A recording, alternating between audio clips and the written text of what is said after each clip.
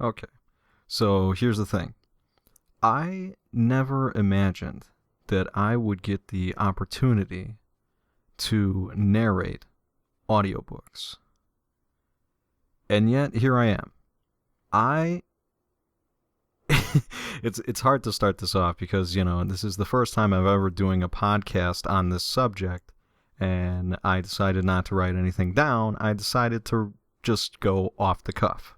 So forgive me if there are some some awkward pauses here and there, but I just feel so happy about where I am right now.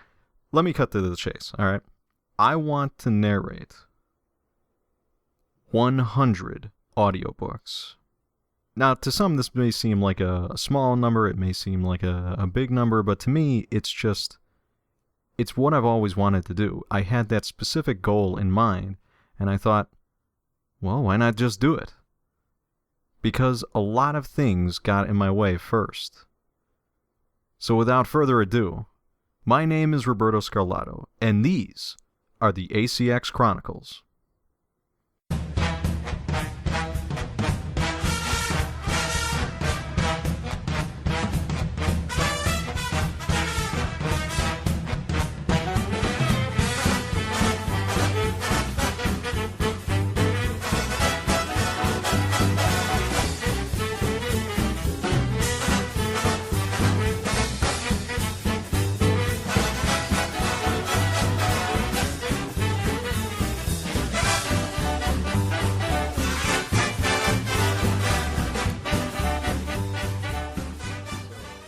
I think the thing that really started it off was that I didn't always have this voice. It was very high pitched, screechy, like any other teenager going through puberty. And, my mom had later told me, like, oh, Berto, I prayed every night that your voice would get better, that it like, that it wouldn't sound as high as it was, that it would just drop one day. And, her prayer just, I guess it sort of came true, because one day I got up from my room. It was the early morning. It was a weekend. And I went downstairs and I got a bowl of cereal together and I was eating it. And then I looked at my mom and I said, yeah, hi, Mom. Could you pass me the milk, please? And she turned to me, what the heck happened to your voice? I mean, I know it's a exaggerated story, but that's what it felt like. It felt like I actually just had my voice changed overnight. And ever since then, I've always been getting these people who come up to me, and whether they're family, relatives or strangers off the street, they always say the same thing, and that's, hey, you should do something with that voice. Hey, what's your name? Oh, okay. Yeah, you should do something with that voice. And I never gave it much stock. I always thought, well, they're just saying something. They're saying something to be nice because that's what people do. They say that to encourage you. Like, hey, you may not have a lot going for you, but you still have that voice. You should do something with that. Dust it off. Let it breathe. Do whatever you want. And so yeah, what I basically did was I sat on my voice for years, not thinking that anything would develop. There were times when I was trying to pursue something, but it didn't go well, or it got diverted, or something more or less happened. I think the first instance that somebody was actually annoyed by my voice was my sophomore teacher. I forget her name, but I think it began with I think her last name began with an M. But basically what happened was, it was my first day of her class. She didn't know me. And I walked in, and, they're taking roll call. Of course, they always do this. And I was sitting in the back, and they said, oh, Roberto Scarlato. And I said, yeah, I'm right over here. And out of nowhere, she stops, and she puts her pen down, and she looks over at me. Well, I'm just sitting in the back of the classroom. The back of the classroom is where I would like to sit. I like to be in the corner or out of the way. I didn't like to be front and center, in the middle, up front, none of that. I wanted to be ignored when I was in class. And she looks over at me and she says, "Excuse me." "Yes, hello?" "Stop doing that voice." And I go, "Stop doing that voice? What are you talking about? This is my voice." And she's like, No, no, no. You're doing a voice. Stop doing that voice." And everybody was looking at me weird, like I was intentionally trying to get her goat or something. And I just kept on thinking to myself, well, this is the Twilight Zone. This is every episode of the Twilight Zone I have ever seen. A guy is convinced that he's doing something one way, and everybody thinks, oh, he's got to be an alien. You know, like, and I was just flabbergasted. But I stood my ground. I sat in that seat and I said, listen, this is my real voice, okay? I'm not putting on a voice. This is the way I actually talk. And she's like, no, you're doing something, you know, like it's a conspiracy, you know, like I purposely walked into the classroom and I just wanted to say, yeah, you got me. You're on candid camera, you know. But eventually I wore her down and I said, look, this is my voice. You're going to be hearing it for a year. So please just get used to it. And after a couple of weeks, she realized that, well, maybe nobody can put on this voice for that long, which was my real voice. And, you know, the funny thing is, I never got an apology out of her, ever. Oh, boy. But, so that was the first instance of my voice causing trouble. The second instance, my mom was very gung-ho about me breaking into some kind of film industry. You know, I had always had this dream or this hope of becoming a film director. And I was very high up in the clouds with my aspirations with that. I didn't even have that good of a camera. You know, it never materialized. I could shoot short films and be happy with what I made. But as far as a feature-length thing, you know, it just never happened. And I guess that's just something that happens. But anyways, I'm getting off topic here. What happened was my mom knew that I was really big into film. She knew that I really liked the whole filmmaking process, and she said, well, why don't you get into films? And I said, well, I don't really like to be in front of the camera all that much. But she had high hopes for me, so she took me to a couple of things. Now, I will say that there are a lot of scammers out there. And any person who wants to charge you obscene amounts of money to be on screen or something to that effect, but at the same time they're feeding you this line of, oh, but you have such enormous talent.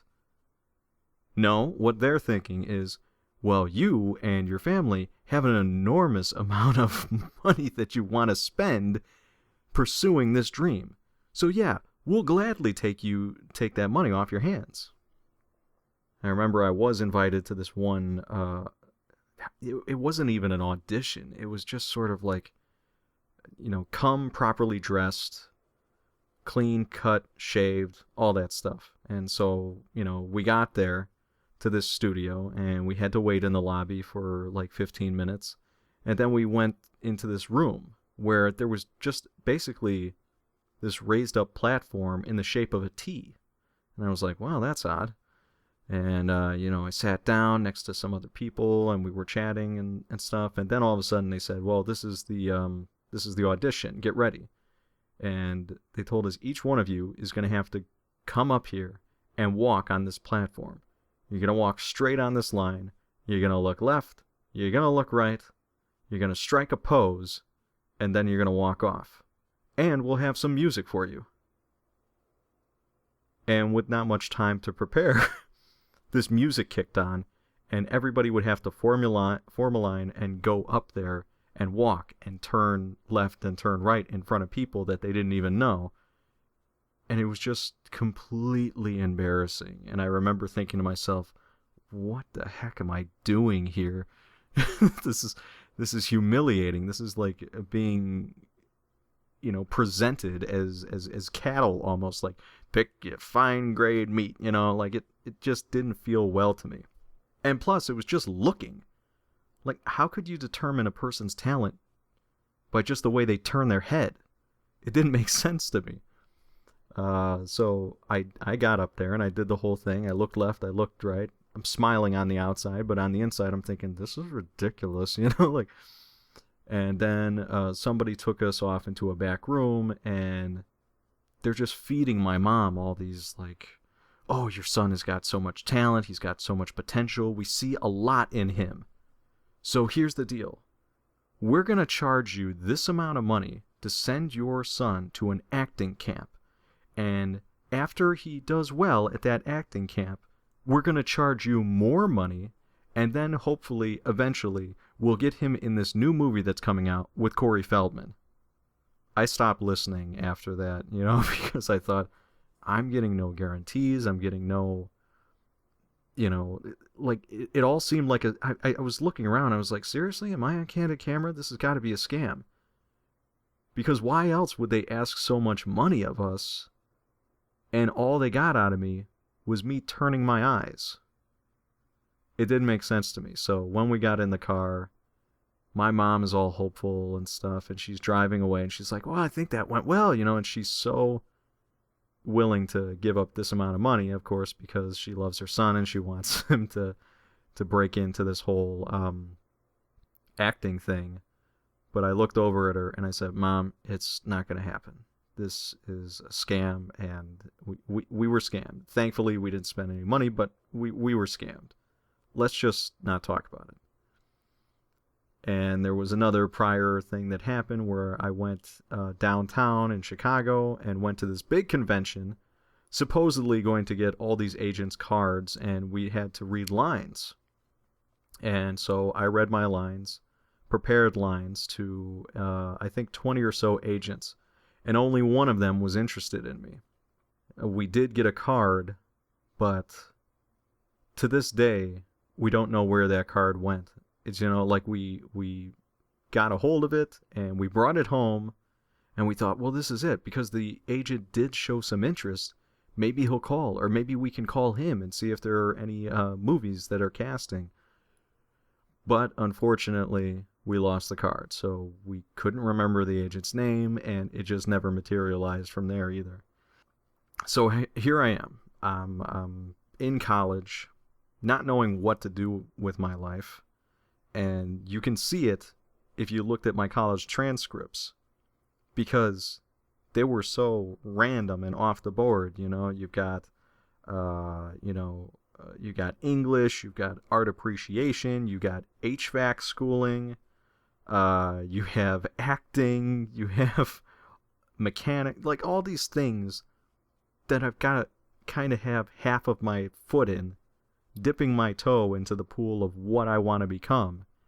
This was around 2006 that I realized, well, maybe I should do something with my voice. Maybe I should actually do it.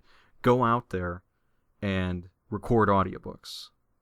But the thing was, I never really pursued it wholeheartedly. It was just a back thought in my mind, and I thought, well, maybe I should, try to find a way to do this.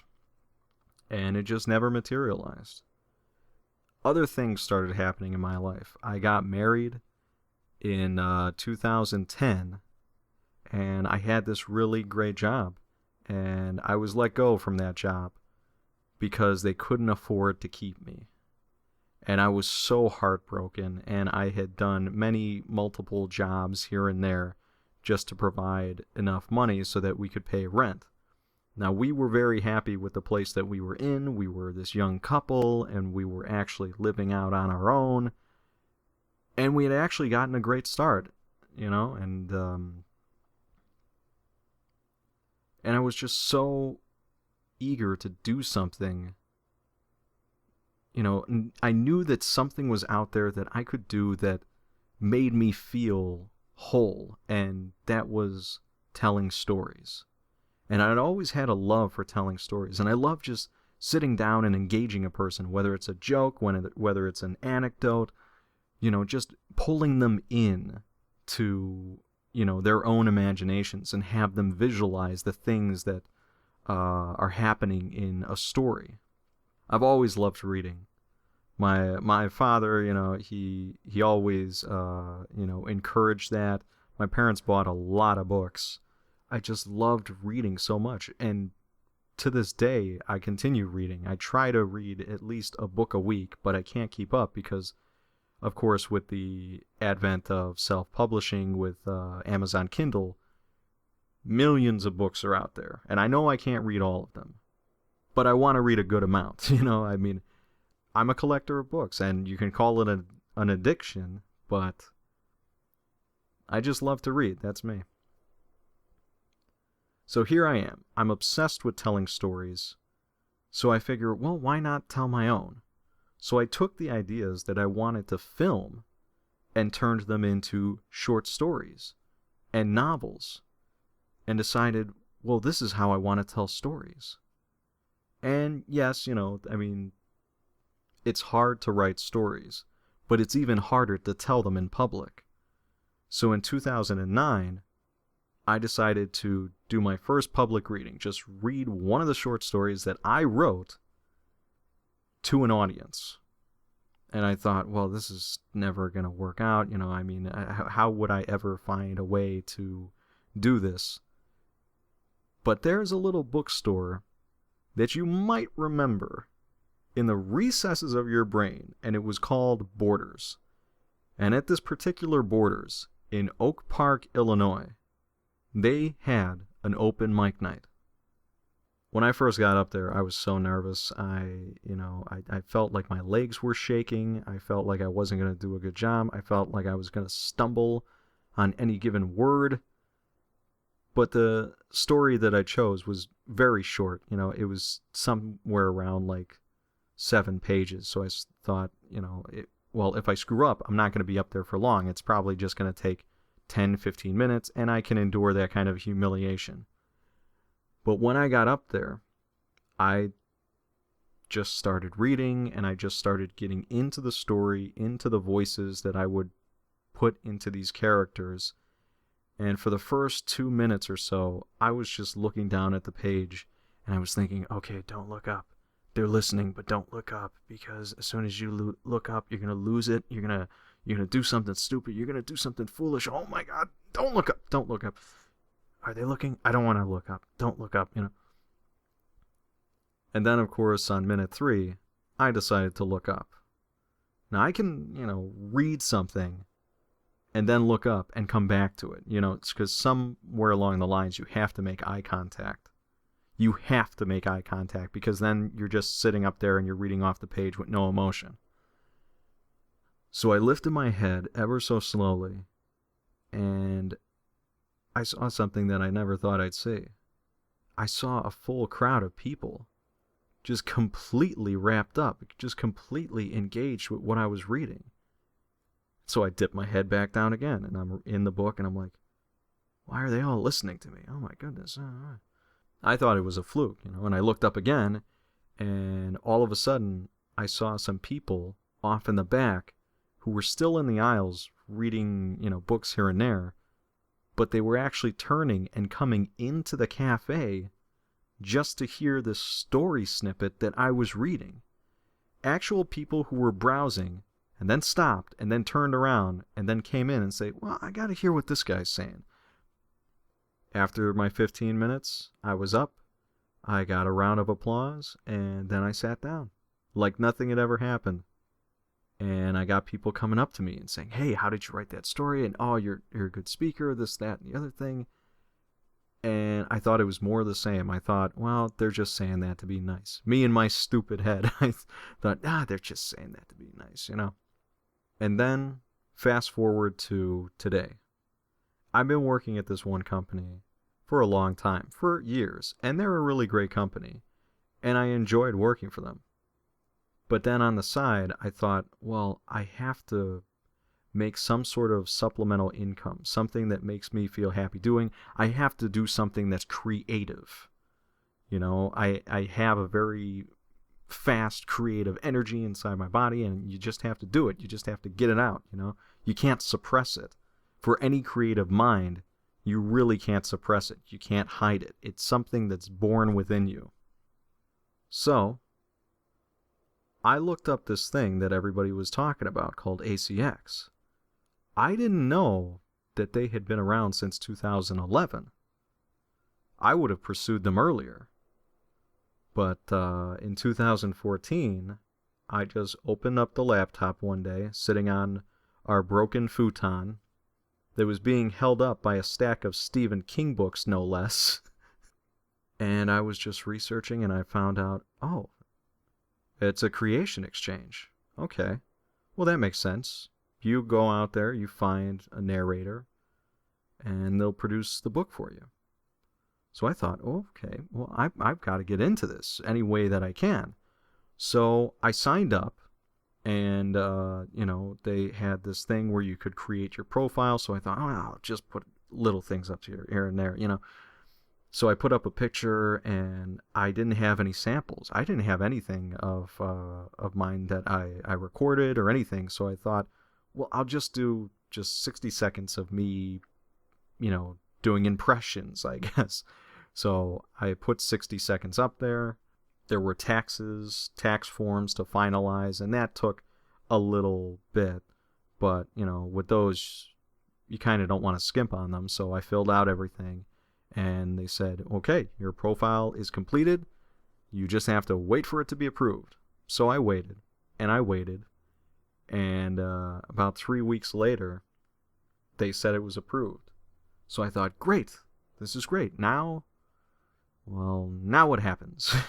Because I've listened to a lot of audiobooks in my life. A lot of them have been from some of the greats, from I think Jim Dale, who did the Harry Potter series. Scott Brick, who's narrated, I think the guy has done like 600 something audiobooks. I just love the way he sounds. And I thought, well, how do I get this started? I've heard the professionals. I've heard them read a book. Can I actually do this? And so I took a chance. And my wife was backing me up. She was supporting me. She said, well, finally, you're finally doing something with that voice. Me and my mom and everybody's been after you to do something with that voice, so now you're finally doing it, so do it. So I got on there, and there was this audition page. And I couldn't believe the number, it was like something like 3,000 people who were looking for narrators for their books.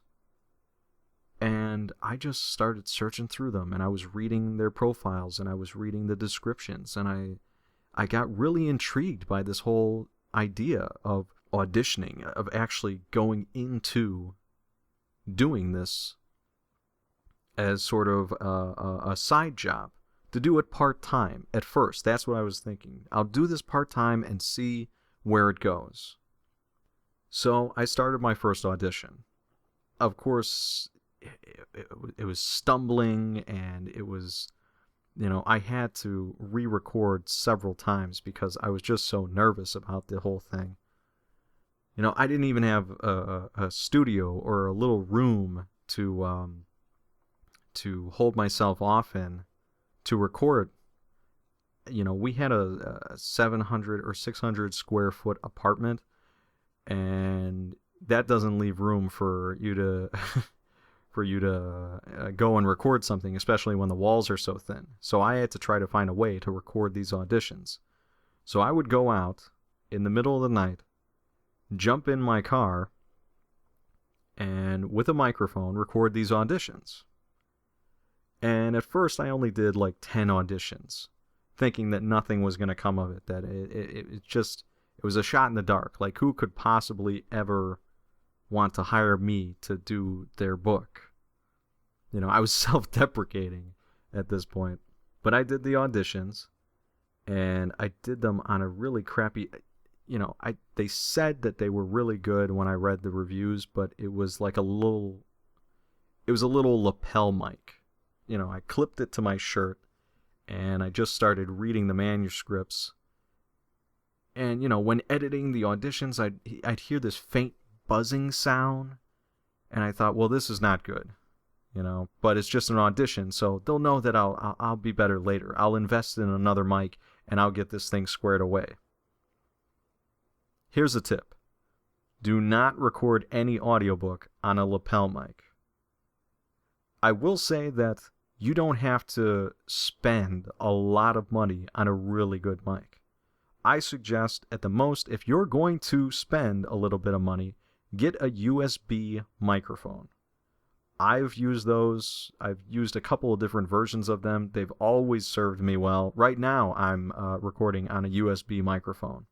But I will say that if you are not going to use a USB microphone, at least use a microphone that complements your voice well. Because it's got to be something that will enhance it, not hinder it. But of course, nobody told me this, and I was just starting out, and I was learning. So it was a bit of a process.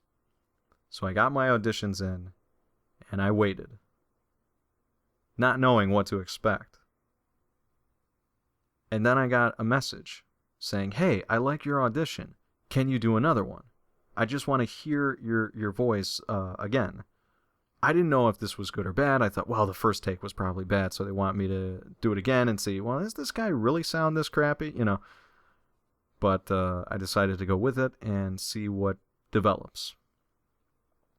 I think at one point I was so desperate to get an audiobook that one person put up, I think it was 4 entire chapters of the book. Whereas before, the auditions that I had done were just a snippet, maybe 3 paragraphs, at the most 3 pages. That's all you were getting.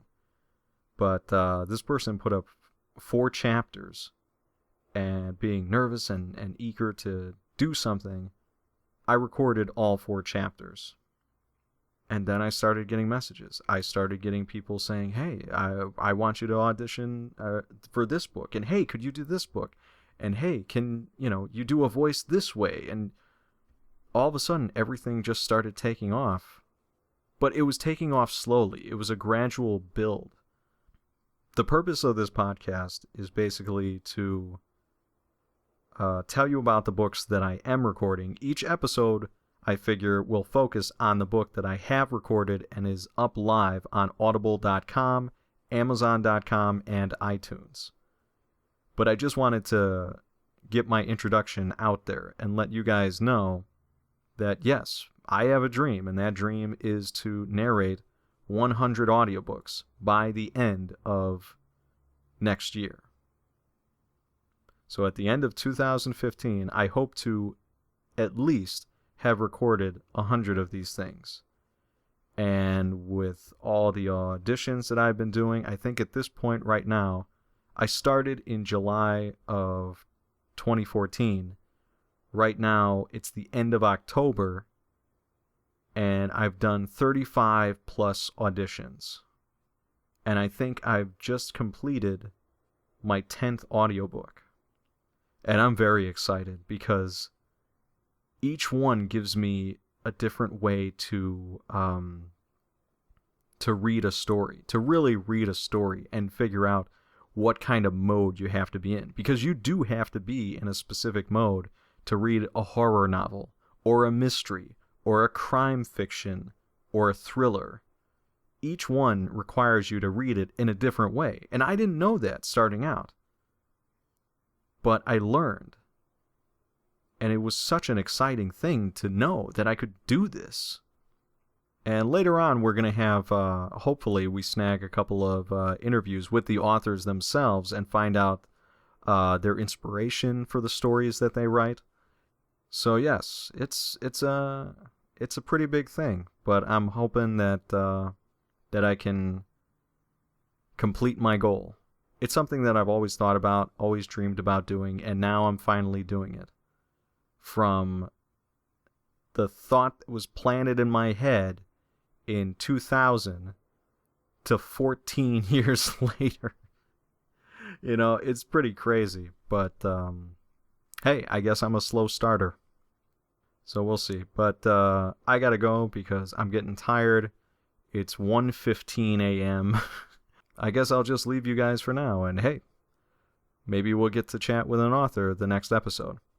So you guys take care, and remember, if you want to pursue a career in voiceover or narration, just tell yourself this one simple thing.